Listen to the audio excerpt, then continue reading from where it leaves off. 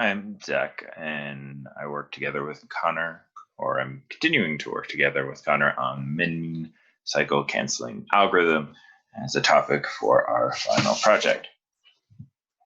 So I'm just going to do a quick introduction of cycle canceling algorithm and min cycle canceling algorithm. Connor will get in kind of to more of the specifics of how the algorithm works and complexity analysis and stuff like that.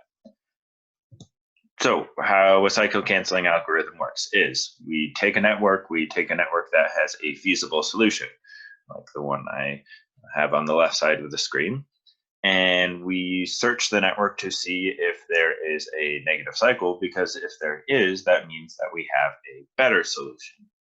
And so we would send flow along that negative cycle, and that would give us our new feasible improved solution. So in this case, I have a feasible solution of n1 to n2 to n3 to n4, and a general cycle canceling algorithm just kind of picks any negative cycle. So it could potentially pick the negative cycle that is currently on n2 to n6 to n7 to n3 back to n2, sends flow through that cycle, and now we have a better solution. We have less cost involved when we're going through our path from now n1 to n2 to n6 to n7 to n3 to n4, and it actually has improved from originally the cost was 40 and now it's 23. Now, ideally, what would happen is that we would find the best negative cycle immediately and only have to change this flow once and then have an optimal solution. Sounds great. That's an NP complete problem, and those tend to be headaches to solve. So instead of kind of just hand wavingly picking any negative cycle and finding the best negative cycle, what the mean cycle canceling algorithm does is it kind of shoots the gap in the middle. And how it works is that instead of just picking any negative cycle, what it does is it puts emphasis on negative cycles that have less arcs in that, hence the title mean involved. You take the cost over the entire cycle divided by the number of edges or arcs in that cycle, and then that's how you're going to kind of compare it to the other negative cycles that you have found. So in this case, if we ran the mean cycle canceling algorithm, it wouldn't choose the algorithm that we see in the middle. Instead, it would choose the cycle that, if we're looking at the left diagram now, it would choose the cycle from n2 to n3 to n5 and send flow through that. And that creates a new feasible solution, which is actually better than what we found in kind of that middle.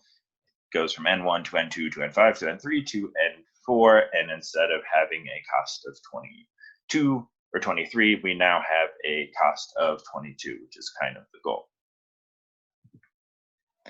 Now, there are a ton of applications for cycle canceling algorithm and mean cycle canceling algorithms. We use it on a lot of min flow cost type of problems, like the transportation problem it works with.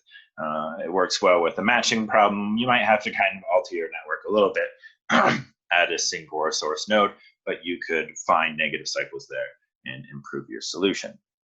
And one particular application that's kind of near and dear to my heart is the traveling salesman problem. This is what I've been spending a lot of my time during the semester in my readings course on. And so, quick overview, traveling salesman problem is fairly simple to explain. The idea is I want to find a path to go from every single node or location or something like that.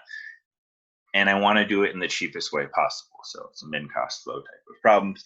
It's extremely difficult to solve when we get too larger problems. It falls into that NP hard category of problems because there is a total of n factorial problems. But it's not super difficult to find a feasible solution to a traveling salesman problem. Looking at this problem, we can just take the outer circle, for example, n1 to n2 to n4 to n6 to n5 to n3 to n1. That gives me a feasible solution. So let's see kind of that on the next slide.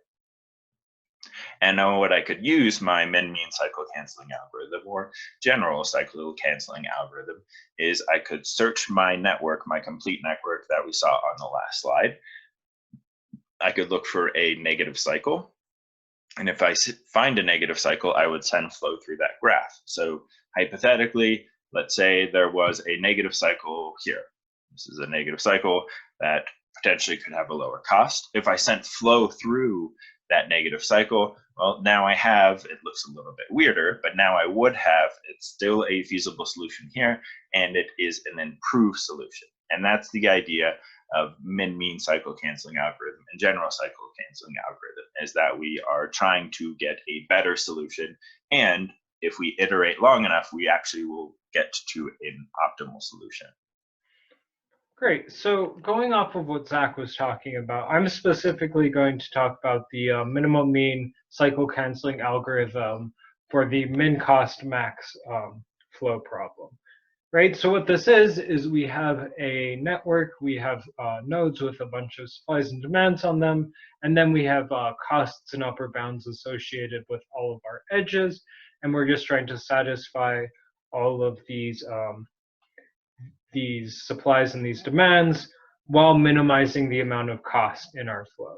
So the big thing that we're going to use in this algorithm is our optimality condition, that if we do have some feasible flow, some flow that's going to satisfy all of these supplies and the demands, there needs to be no negative cycles in the residual network. Right, so if there were to be negative cycles in the residual network, what we could do is we could send the maximum amount of flow we possibly could through this cycle. Since it is a cycle, right, we are still going to have a feasible flow. We are going to satisfy that the supplies and the demands are met, but we are going to have a lower cost. So that's kind of the idea of our generic cycle canceling algorithm, right? We're going to take all of our negative cycles, we'll just find one at a time, and we will go through the network, repeat the process of finding negative cycles until there are none left, and we know by our optimality condition that we do have to have an optimal solution. So the minimum mean cycle canceling algorithm is just a kind of clever extension of the idea of the generic cycle canceling algorithm. Specifically, what we want to do is we want to get rid of our so-called good cycles first. If you think about the name of our algorithm, right, minimum mean cycle canceling, these good cycles are going to be the minimum mean cycles, right? So what I mean by that is if we take a cycle, we sum up all of the costs in the residual network of that cycle, and then we divide by the number of edges to get our average. This is going to give us the minimum mean cycle. And these are going to be what we're going to be finding in our algorithm.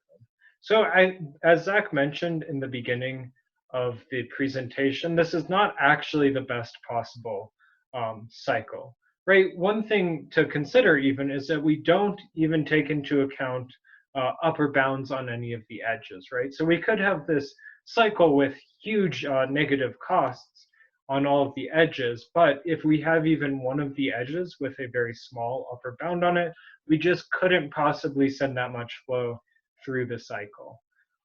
But the nice thing about this, when compared to finding the best possible cycle, is that it's actually very easy to find. So specifically, we can find them in big O of n times n time, which if you remember back to class a couple of times ago, that's actually the amount of time it takes to find any negative cycle, right? So we aren't actually losing anything asymptotically finding these better cycles. And then if you see to the right, we also have this weekly polynomial time algorithm, which would work very well if, say, we have constant costs on all of our edges. So the big improvement in this is actually going to be the number of steps, right? It takes the same amount of time in order for us to actually find these cycles asymptotically. However, we are going to go from a pseudo-polynomial number of steps for the generic algorithm, right? This is going to run in big O of m times c times u, and we're going to go to a strongly polynomial time algorithm. So the book gives an outline of a proof, or actually the proof itself, of an algorithm which runs in big O of n times m squared times log of n, right? So if we were to say have a network where the costs and the upper bounds were all going to be constant, this would be a much worse algorithm than the generic algorithm. But if we had costs and upper bounds growing with the number of nodes and edges, this is a much better algorithm because it is strongly polynomial. And something that's actually very exciting about this is that it doesn't even require any more for there to be integer data or even rational data in this case. So if you remember kind of back to the generic algorithm, we talked about decreasing things at least one step every time. This algorithm allows you to use irrational data. So the points can be very close to each other, but we are still able to get this strongly polynomial time bound. Then if you see below, a couple of researchers, or a few researchers back in 2013, were actually able to reduce the number of steps a huge amount to big O of m log n. And they kind of do this by reusing some of the information that you get from these minimum means cycles that you have. Right, and here are references. Thank you for listening.